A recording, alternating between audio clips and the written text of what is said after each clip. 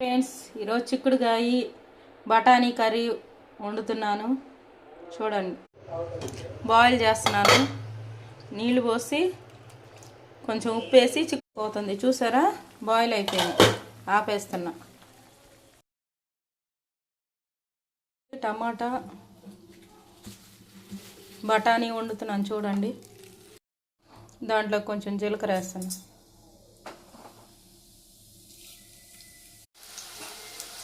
Fry అయినాయి చూసారా, దాంట్లో కొంచెం అల్లం వెల్లుల్లి పేస్ట్ వేస్తాం. టమాటా బాగా దగ్గర పడిపోయింది. దాంట్లో ఇదిగో చిక్కుడుకాయ టమాటా రెడీ అయిపోయింది.